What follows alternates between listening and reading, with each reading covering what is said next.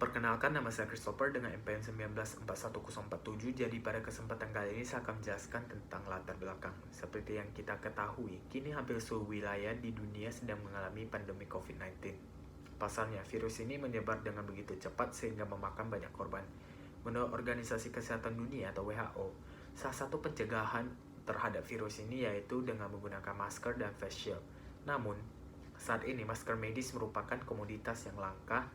Meski sulit bagi masyarakat untuk mendapatkan masker dengan harga terjangkau, masker juga merupakan peluang dalam melakukan usaha bisnis, karena masker kain bisa digunakan secara terus-menerus dengan cara dicuci. Kita bisa membuat masker yang digunakan kembali dengan menggunakan bahan dasarnya kain perca. Namun untuk kualitas masker kain ini tetap harus diutamakan, karena produk tersebut digunakan sebagai alat kesehatan bagi masyarakat. Bisnis ini juga memiliki tujuan, yaitu yang pertama, ketika harga pasar medis sedang langka dan harga yang melonjak, kami mengharapkan agar semua orang bisa menggunakan masker, agar tidak terkena penyakit COVID-19 ini. Dan yang kedua, kami berharap bisa membantu masyarakat-masyarakat setempat yang terkena PHK akibat dampak pandemi ini, agar untuk memiliki pekerjaan lagi dan memiliki penghasilan untuk menjalani kehidupan normal selama pandemi. Dan yang terakhir adalah membantu para penyandang disabilitas untuk menemukan pekerjaan yang layak dengan cara menjual kembali masker kain batik kami. Nama saya Evita Koordinata dengan NPM 1941322 akan menjelaskan bab 2. Nah, yang pertama adalah 2.1 atau di gambaran umum. Jadi produk masker kain batik yang kami buat adalah produk handmade dan bahan yang kami gunakan adalah kain bekas yang berkualitas tentunya, namun dengan harga yang terjangkau. Nah, dengan motif yang berbeda-beda, masker batik ini dapat digunakan oleh pria maupun wanita dan dapat digunakan oleh semua kalangan. Nah, ini bisa digunakan oleh para kalangan muda ataupun kalangan yang sudah tua.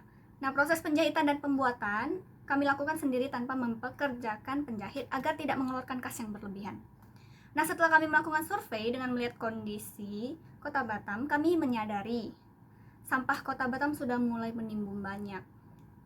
Mengapa kami menyebutkan hal tersebut? Karena masih banyak ya masyarakat yang menggunakan masker yang siap pakai buang. Dan ini tentu berefek kepada sampah yang menimbun di Kota Batam. Nah, solusi yang dapat kami berikan adalah dengan membuat masker kain batik yang tentunya reusable. Dengan mencuci masker ini dapat membantu Kota Batam terhindar dari timbunan sampah masker. Nah, masker kain batik ini juga dibuat untuk melestarikan karya budaya Indonesia, yaitu batik, agar masyarakat lebih menyadari produk lokal dan bisa ikut mengembangkan produk lokal kita. Kemudian pesaing dari produk kami ini para penjual masker tentunya, ya perusahaan masker dan pengrajin masker lainnya, dan mereka menawarkan harga yang cukup terjangkau sehingga membuat kami bersaing dengan mereka. Nah, dengan meningkatnya perubahan zaman, tentu semakin banyak macam-macam masker yang dikeluarkan oleh para perusahaan besar. Ada banyak penjual atau perusahaan yang mengeluarkan produk masker kain reusable yang dapat digunakan kembali, sehingga masing-masing penjual tentu harus memiliki keunikannya sendiri. Nah, semahal apapun harganya, apabila sudah terkenal, 75% orang pasti akan membeli. Untuk produksi masker kain masker ini, permintaan produk cukup tinggi dikarenakan kebutuhan untuk menggunakan masker sebagai salah satu ketentuan protokol kesehatan.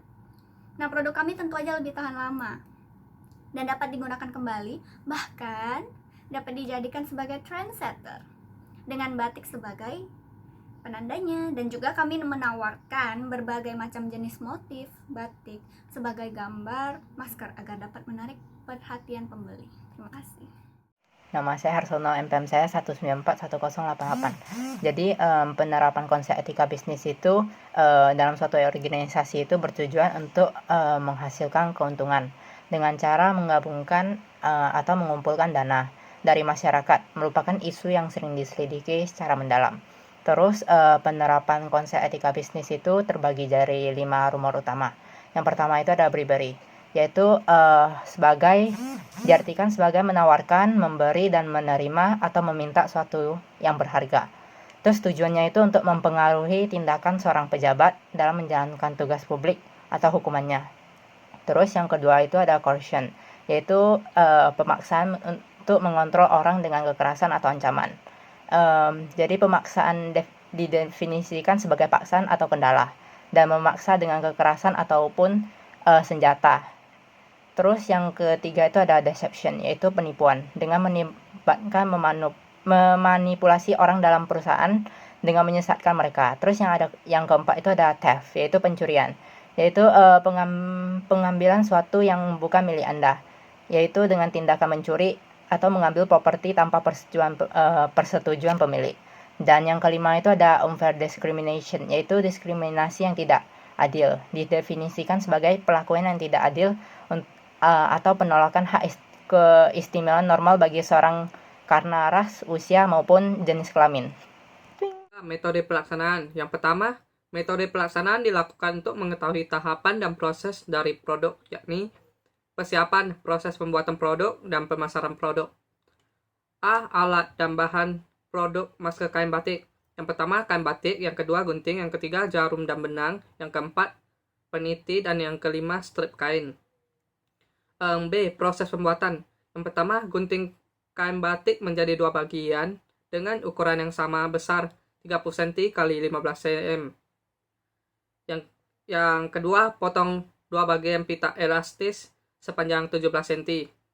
Yang ketiga, satukan dua kain batik yang sudah dipotong, kemudian sesuaikan pita elastis ke samping masker dan dijahit bagian sampingnya semua.